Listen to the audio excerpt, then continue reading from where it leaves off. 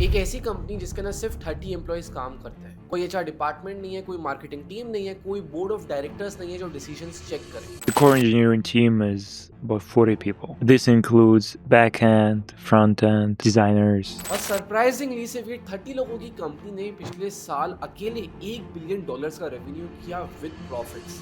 इसका फाउंडर वो है जिसके पास कोई भी फिक्स्ड ऑफिस नहीं है, कोई भी फिक्स देश नहीं है, बल्कि 3 अलग अलग गवर्नमेंट से फाइट कर चुका है और उनके अगेंस्ट जीत भी चुका है। एक देश ने इसे बैन कर दिया था 2 साल तक, दूसरे देश ने खुद फाउंडर को ही अरेस्ट कर लिया और तीसरे देश ने अभी इसी साल उसे वापस रोकने की कोशिश करी। और ये सब होने के बावजूद भी तुम आज इस ऐप को इजीली यूज करते हो। मैं बात कर रहा हूँ टेलीग्राम की। तो आज इस वीडियो में हम लोग 3 चीजें समझेंगे। पहली चीज, इस ऐप ने ऐसा क्या किया जिसकी वजह से बिना एक भी मार्केटिंग पे रुपया खर्च करे, सिर्फ दूसरी कंपनी के एक अनाउंसमेंट की वजह से इस पर्टिकुलर ऐप पे करोड़ों नए यूजर्स आ गए। दूसरा, अगर तुम इस ऐप को यूज करने के लिए पैसे नहीं देते तो ये पर्टिकुलर कंपनी पैसे एग्जैक्टली कमाती कैसे है। और तीसरा, जब 3 गवर्नमेंट ने इसे बंद करने की कोशिश करी तो ये 30 लोगों की टीम ने उन्हें कैसे हराया exactly. This is your host Arpit Sharma. अगर आपको भी बिजनेस का, फाइनेंस का, मार्केटिंग का कंटेंट देखना अच्छा लगता है तो इस चैनल को लाइक करो, सब्सक्राइब करो, हाइप करो। एज आई ऑलवेज से आपके लिए कंप्लीटली फ्री ऑफ कॉस्ट है, लेकिन मेरे लिए जेन्युइनली बहुत मायने रखेगा। And now let's deep dive into the video. So बात है 2006 की। पेवेल दुरोव नाम का एक 21 साल का लड़का था जो रशिया में रहता था और अपना सोशल नेटवर्क बनाने की कोशिश कर रहा था। उनका सिंपल आइडिया ये था कि अगर यूएस जैसी कंपनीज फेसबुक जैसा प्लेटफॉर्म बना सकती है, खड़ा कर सकती है, तो मैं क्यों नहीं कर सकता। और इसी थॉट के साथ उन्होंने खुद का अपना एक सोशल मीडिया नेटवर्क बनाया जिसका नाम उन्होंने रखा विकॉन्टाके, बेसिकली रशिया का फेसबुक। और ये ऐप इतना हिट हुआ कि 10 महीने में 1 मिलियन यूजर्स आ गए और उसके अगले 9 महीने में 10 मिलियन यूजर्स ऑलरेडी इस प्लेटफॉर्म पे ऑनबोर्ड हो चुके थे। और इसकी ग्रोथ इतनी ज्यादा इंसेन थी कि 2008 तक रशिया का सबसे बड़ा सोशल नेटवर्क बन चुका था, रफली $3 बिलियन की वैल्यूएशन पे पहुंच गया था। लेकिन अपेरेंटली जर्नी उतनी इजी थी नहीं जितना सबको लग रहा था, बिकॉज 2011 में रशिया में प्रोटेस्ट शुरू होते हैं। 25,000 people are in Moscow's Bolotnaya Square for the rally against what they believe was a fraudulent election last Sunday. और फिर गवर्नमेंट दुरव से एक मांग रखती है कि जो भी अपोजिशंस हैं उनके पेजेस हटा दो। और दुरव इस रिक्वेस्ट के लिए सीधा सीधा मना कर देता है। दुरव मना कर देता है और फिर 2014 तक ये फाइट इतनी ज्यादा बड़ी हो जाती है कि दुरव को उसी की कंपनी से निकाल दिया जाता है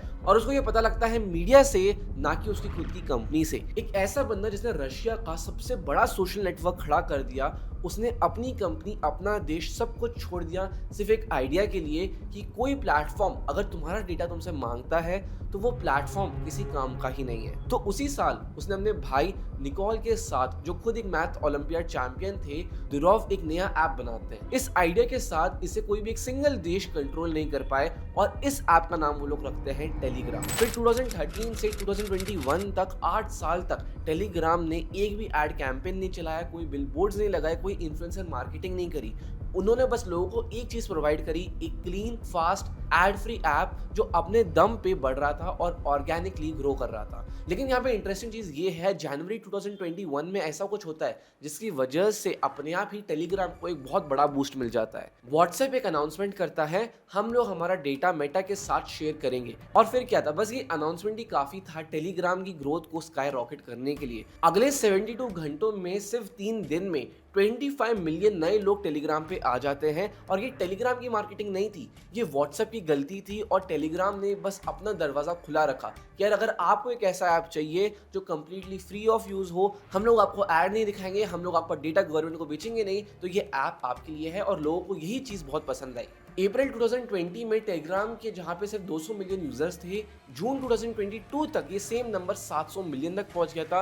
और आज के टाइम पे लगभग अकॉर्डिंग टू करंट डेटा 2025 तक इस ऐप के लगभग 1 बिलियन यूजर्स पहुंच चुके हैं। और सबसे इंटरेस्टिंग बात, बिना एक भी रुपया मार्केटिंग पे स्पेंड करे। और ऑनेस्टली इस पूरी ग्रोथ का सबसे बड़ा ड्राइवर इंडिया है। टेलीग्राम के ग्लोबल डाउनलोड्स का रफली 22% अकेला इंडिया से आता है। तो अब हम फाइनली उस सवाल पे चलते हैं जो हमने इस वीडियो के स्टार्ट में पूछा था। अगर हम लोग इसे एक भी रुपया नहीं देते हैं, हमें कोई एड फोर्स नहीं किया जाता है, तो ये कंपनी एग्जैक्टली पैसे कमाती कैसे है। तो नेक्स्ट हम लोग बात करते हैं टेलीग्राम की 3 रेवेन्यू स्ट्रीम्स की। पहला है Telegram premium. Just like any other app, उन्होंने अपना एक प्रीमियम वर्जन लॉन्च कर दिया। 2022 में ये लॉन्च हुआ था with the price of $4.99 per month, जिसमें आपको क्या क्या मिलेगा, एक्स्ट्रा स्टोरेज, फास्टर डाउनलोड्स और कुछ एक्स्ट्रा स्टिकर्स। एकदम सिंपल सब्सक्रिप्शन जैसा काम करता है, लेकिन इंटरेस्टिंग बात यह है कि आज के टाइम पे भी रफली सिर्फ 1% यूजर्स ही पैसा देते हैं, बाकी 99% लोग इस ऐप को कंप्लीटली फ्री ऑफ यूज करते हैं। अब यहाँ पे इस स्केल की सबसे ब्यूटीफुल चीज ये है कि अगर सिर्फ 1% लोग भी यूज कर रहे हैं ना, तब भी ये ऐप मिलियंस ऑफ डॉलर्स कमा पाता है, बिकॉज स्केल ही इतना ज्यादा है। 1 बिलियन का 1% भी बहुत ज्यादा होता है, और इसी कारण ये प्रीमियम मेंबरशिप के थ्रू भी मिलियंस ऑफ डॉलर्स कमा पाता है। सेकंड सोर्स ऑफ रेवेन्यू है एड्स, लेकिन ये नॉर्मल सोशल मीडिया के ट्रेडिशनल एड जैसा नहीं है। तुम्हारे पर्सनल चैट्स पे कोई भी एड नहीं आएगा, बल्कि सिर्फ बड़े बड़े पब्लिक चैनल्स हैं जिनके पास 1000 से ज्यादा सब्सक्राइबर्स हैं, वहाँ एक स्पॉन्सर्ड मैसेज दिखता है, और जो इस चैनल का ओनर होता है उसी को एड रेवेन्यू का आधा हिस्सा भी मिलता है। तो बेसिकली टेलीग्राम अपने खुद के क्रिएटर्स को ही अपना पार्टनर बना लेता है, अपने कॉम्पिटिटर्स को नहीं। तीसरा सोर्स ऑफ रेवेन्यू सबसे इंटरेस्टिंग और सबसे अनोखा है, जिसका नाम है टन, TON। देखो एक बार सोच के देखो, टेलीग्राम के अंदर एक अपना प्राइवेट पेमेंट सिस्टम है। जब भी तुम किसी के चैनल को टिप देते हो या कोई ऐड का पैसा क्लियर होता है, वो पैसा किसी बैंक से नहीं गुजरता, वो एकदम अलग प्राइवेट रास्ता लेता है जिसे सिर्फ टेलीग्राम ने बनाया है, और उसका नाम है टन। 2018 में टेलीग्राम ने इसे बनाया था और इन्वेस्टर से 1.7 बिलियन डॉलर्स भी उठाए थे, लेकिन फिर 2020 में यूएस गवर्नमेंट ने कहा यार ये चीज़ तो इलीगल है, और फिर इसी के कारण टेलीग्राम को 1.2 बिलियन डॉलर्स वापस इन्वेस्टर्स को रिटर्न करने पड़ गए और प्रोजेक्ट बंद करना पड़ गया। लेकिन फिर कुछ डेवलपर्स ने इस सिस्टम को छुपके से जिंदा कर दिया बिना टेलीग्राम के, और फिर 2026 में टेलीग्राम वापस आता है। इस बार इसे सिर्फ इस्तेमाल नहीं करता, बल्कि पूरे सिस्टम का सबसे बड़ा ऑपरेटर बन जाता है। मतलब अब जब भी कोई भी पैसा इस पर्टिकुलर रास्ते से गुजरता है, तो टेलीग्राम उस पैसे पे एक छोटा सा हिस्सा ले लेता है, एक छोटा सा कट ले लेता है। इसको एकदम सिंपल भाषा में समझने के लिए और रिलेट करने के लिए आप इसको एकदम टोल जैसे समझ सकते हो। जब भी कोई गाड़ी निकलती है तो वो टोल वालों को थोड़ा सा पैसा देती है। ये एग्जैक्ट सेम वे में काम करता है, बस यहाँ पे गाड़ियां नहीं निकलती है, बस लोगों के खुद के ट्रांजैक्शंस होते हैं जिस पे टेलीग्राम थोड़ा सा फीस चार्ज करता है। यहाँ पे सबसे बड़ी आयरनी ये है कि गवर्नमेंट ने इस पर्टिकुलर प्रोजेक्ट को 2020 में खत्म करने की कोशिश करी थी।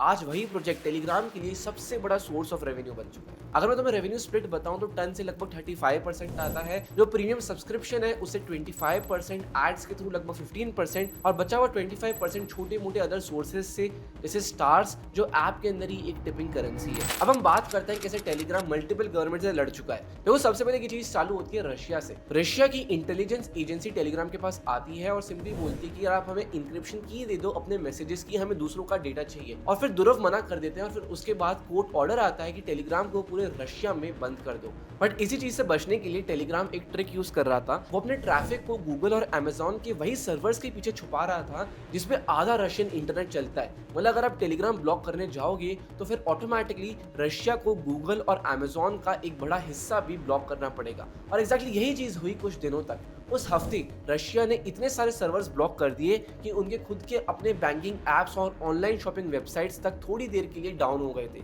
आप इसको ऐसा समझ सकते हो, जब कोई एक चोर को पकड़ने के लिए आप पूरी बिल्डिंग की ही बिजली काट दो तो फिर बिल्डिंग के हर एक इंसान को दिक्कत होना शुरू हो जाती है। लेकिन ये सिर्फ कुछ दिनों तक चला और उसके बाद ये तमाशा खत्म हो गया। उसके बाद रशिया की गवर्नमेंट ने खुद रिलीज कर दिया और बोला कि टेलीग्राम को पूरी तरह रोकना अपने ही इंटरनेट को तोड़ने जैसा है, और फिर उसके बाद उन्होंने चुपचाप कोशिश करना बंद कर दिया, जिसके कारण जो बैन था वो सिर्फ कोर्ट पेपर्स में था। रियल टाइम में लोग तब भी ऐप को यूज कर रहे थे बिना VPN के भी। और यहाँ पे सबसे बड़ा ट्विस्ट और आयरनी की बात तो ये है कि देखो जब भी एक गवर्नमेंट पब्लिकली कहती है ना कि हम लोग इस ऐप को बैन कर देंगे और फिर गवर्नमेंट फेल हो जाती है, तो लोग उस पर्टिकुलर ऐप के बारे में और क्यूरियस हो जाते हैं। और ऐसे एग्जैक्टली हुआ रशिया में भी, लोग क्यूरियस हो गए ऐप को यूज करने के लिए, ट्राई करने के लिए, जिसकी वजह से 2 सालों में टेलीग्राम जब रशिया में ऑफिशियली बैन था, उसी बीच उनके यूजर्स रशिया में डबल हो गए 15 मिलियन से लगभग 30 मिलियन तक। अगली बारी आती है फ्रांस गवर्नमेंट की। उन्होंने अपनी एक अलग ही स्ट्रैटेजी ट्राई करी। प्लेटफॉर्म को नहीं, उन्होंने सीधा एडमिन को टारगेट किया। बात है अगस्त 2024 की इन पेरिस।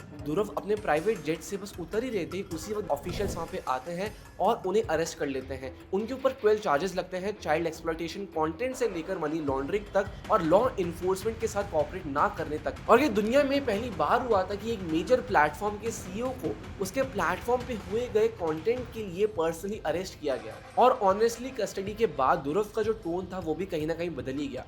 और इसी के चलते नवंबर 2025 में फ्रांस उनका ट्रैवल बैन हटा देती है। और ठीक इस साल जून 2026 में इंडिया ने भी एग्जैक्टली वही चीज ट्राई करी। नीट पेपर लीक होने के बाद गवर्नमेंट ने फंडामेंटल प्रॉब्लम पे काम करने की जगह ये सोचा कि यार जिस पर्टिकुलर प्लेटफॉर्म पे पेपर लीक होता है हम उसी प्लेटफॉर्म को ब्लॉक कर देते हैं। और टेलीग्राम के फाउंडर ने भी एग्जैक्टली इसी चीज का मजाक उड़ाया। किसी कंट्री फंडामेंटल प्रॉब्लम्स पे काम करने की जगह हम लोगों का ऐप बैन कर रही है और प्रॉब्लम से भाग रही है। ये थी टेलीग्राम की स्टोरी और ये चीज़ प्रूव करता है कि एक बिजनेस मॉडल बिना एडवर्टाइजिंग और डेटा सेलिंग पे डिपेंड हुए $1 बिलियन का एम्पायर खड़ा कर सकता है। बस उसके लिए आपको पेशेंस चाहिए। टेलीग्राम ने 9 साल तक एक भी रुपया नहीं कमाया, सिर्फ अपने फाउंडर के पैसे से चला, इससे पहले कि वो प्रीमियम एड्स और टन से पैसे कमाए। बाकी आप लोग मेरे को कमेंट सेक्शन में बताना कि आप मेनली टेलीग्राम किस वजह से, किस फीचर की वजह से यूज करते हैं। This was your host Arpit Sharma. अगर आपको आज का कंटेंट अच्छा लगा हो तो प्लीज चैनल को लाइक करो, सब्सक्राइब करो, हाइप करो। आपके लिए कंप्लीटली फ्री ऑफ कॉस्ट है, लेकिन मेरे लिए जेन्युइनली बहुत मायने रखेगा। इसी के साथ अगर आपको शार्क टैंक की सीरीज में इंटरेस्ट है देखना है कि शार्क की कंपनीज कैसा कर रही है, तो आप जाके ये वीडियोस देख सकते हैं। मैंने इन डिटेल डिकोड किया कि शार्क की कंपनीज एग्जैक्टली कितना प्रॉफिट में है और कितने लॉस में। See you in the next one.